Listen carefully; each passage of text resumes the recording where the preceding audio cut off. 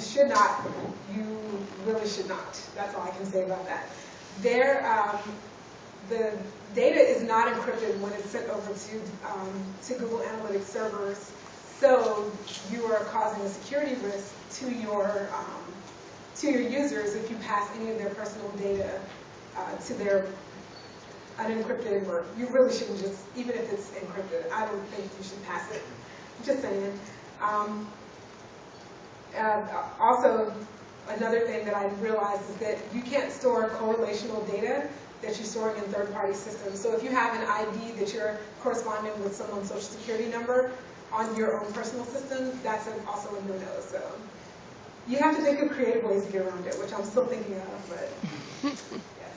So here's some examples of some sensitive, personally identifiable information that you should stay away from storing, basically. So anything else, like for example, a phone ID, you could consider storing that, because a user's phone does not necessarily identify the user themselves. So I've changed phones several times in my lifetime. My phone does not, my phone ID does not identify me. That could be argued, but that's what I think.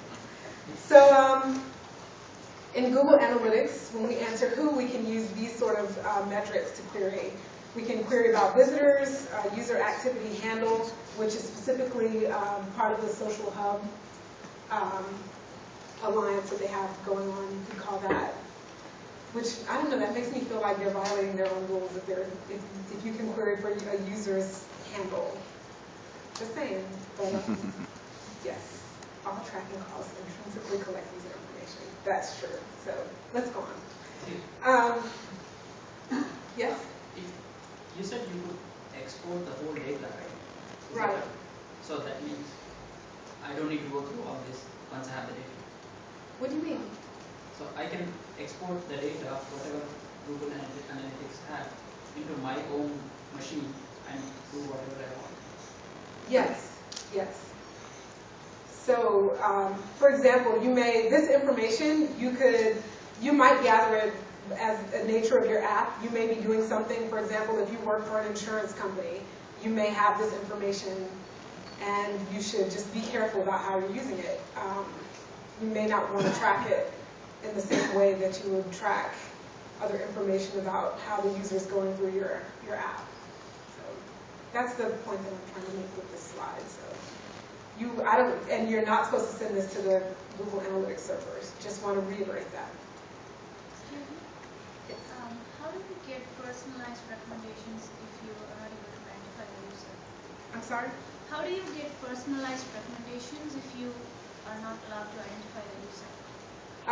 You can do that based on the sort of, if you track how the user is moving through your app and what sort of things the user's engaging in when they're clicking inside of your app.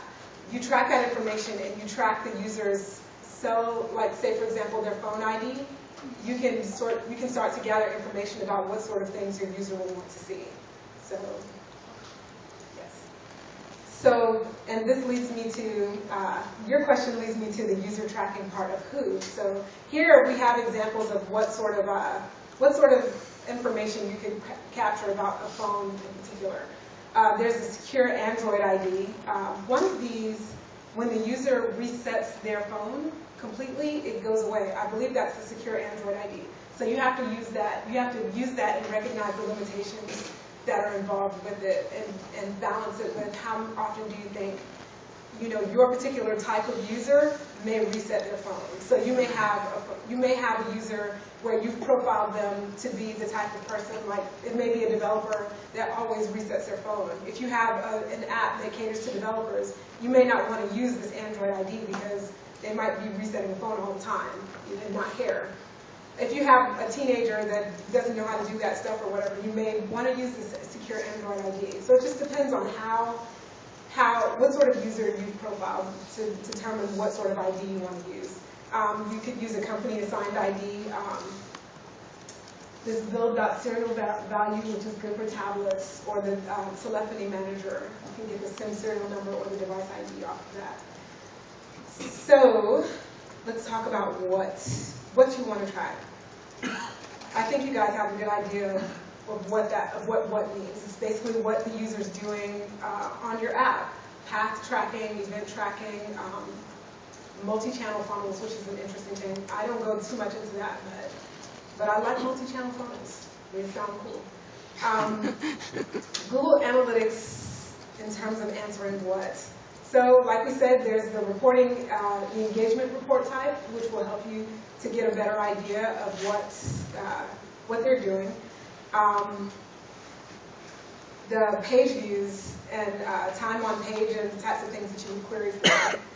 And let's move on to user tracking. So what I did when I started to try to figure out how I would track a user is I created singletons, but then I read this article about 2 weeks ago that made me not like singletons as much, so I'm trying to come up with better ways of doing this, but essentially you would do local database inserts of the data that you've collected,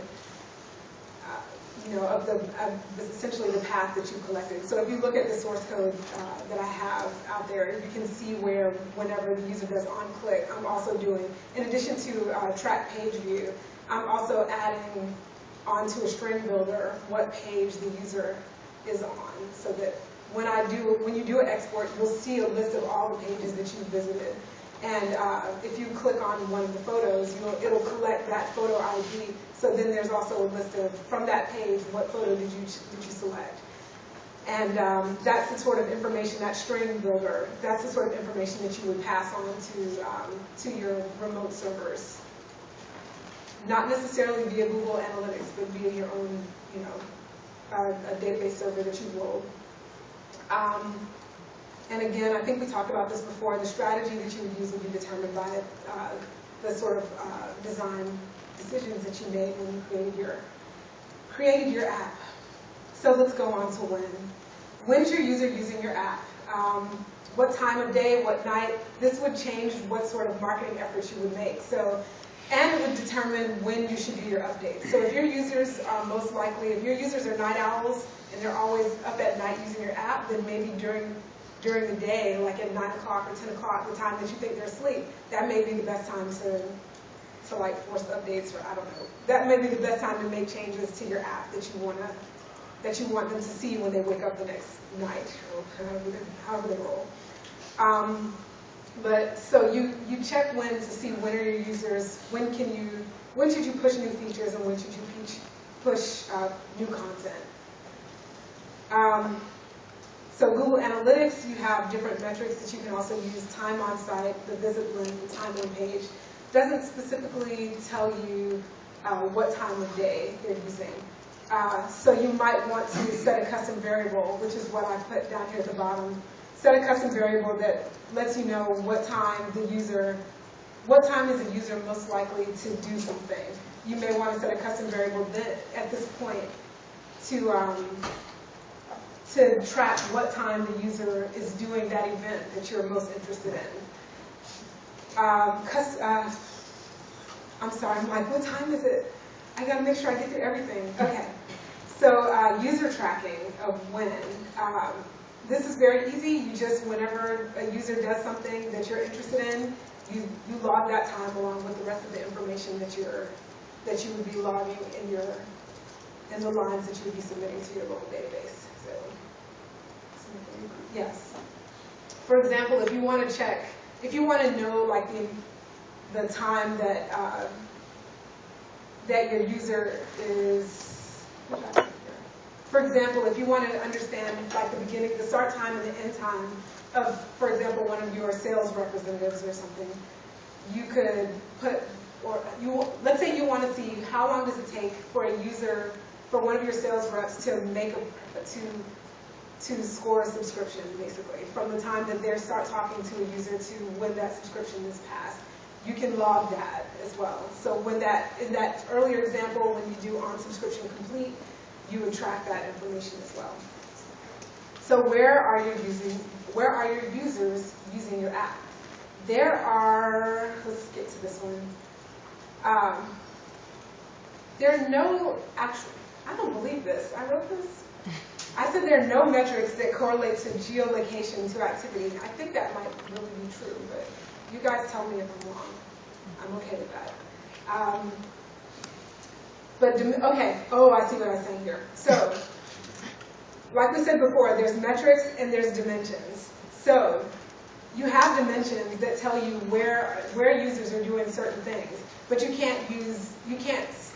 basically you cannot do a select statement on particular areas for your core reporting API. So you can't say for Atlanta, give me this. You can say like, give me all the stuff for Atlanta. So I think you can probably get the same information just using the dimensions, but just know that there's no geolocations data that you can do selects on in the metrics area, in the metrics part of your core reporting query that you would make.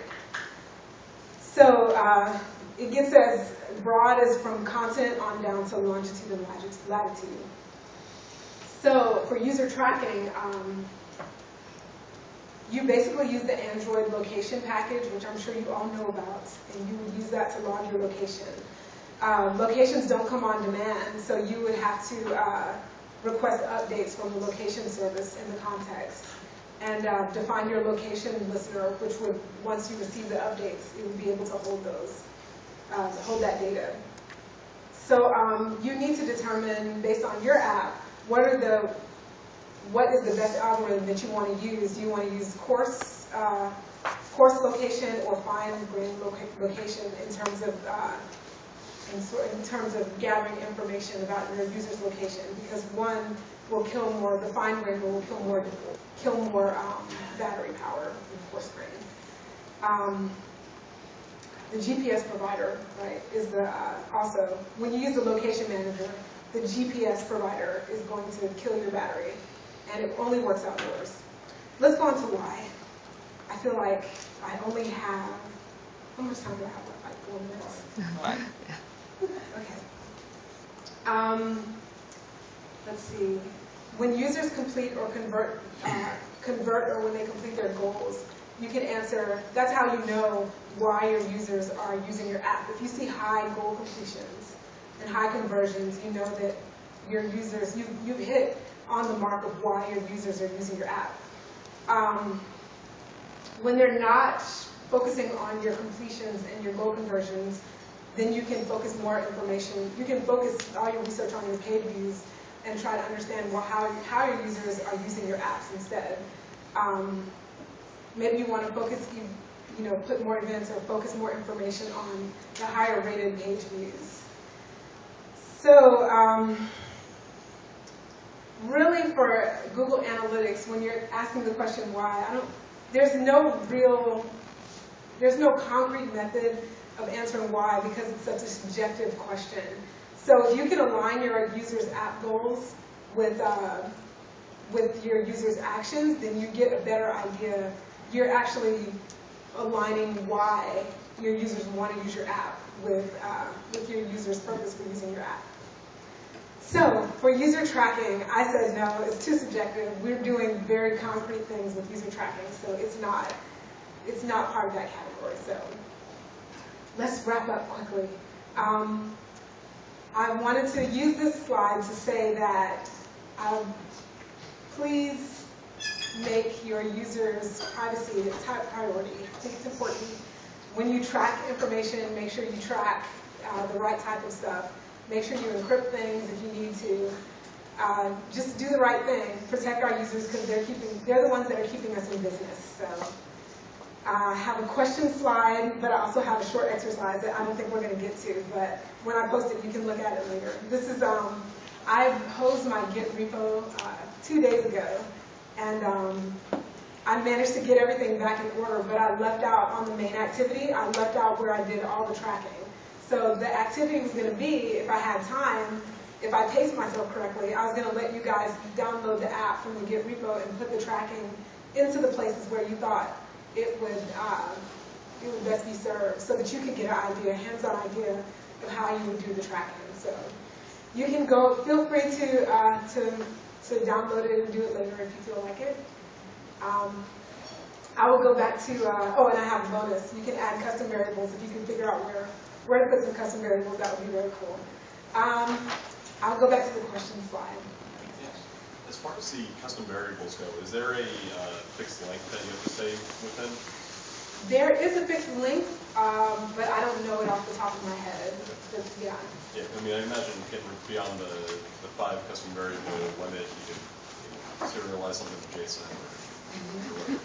Yeah, that's a good idea. I like that. But I suspect they're sending it through as a URL, Yeah, so you will well, probably exactly. have just that limit. Yeah, Yeah. that makes sense. Can you show the previous slide for the GitHub URL? Oh, sure.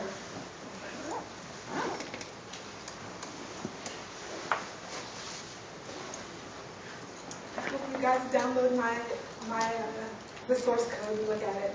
And I'm very much open to suggestions, improvements that you may have. I know you guys are creative people and you have good ideas, so I'd love to hear them. I'd really like to hear them. So thank you for go ahead. How is Google Analytics different from Web Trends? From Web Trends. Google Analytics, how is it different? Oh, that's a complicated question. You want to come up and talk about it later on? Or come up now and talk about it? Or I'll come find you and talk to you about it.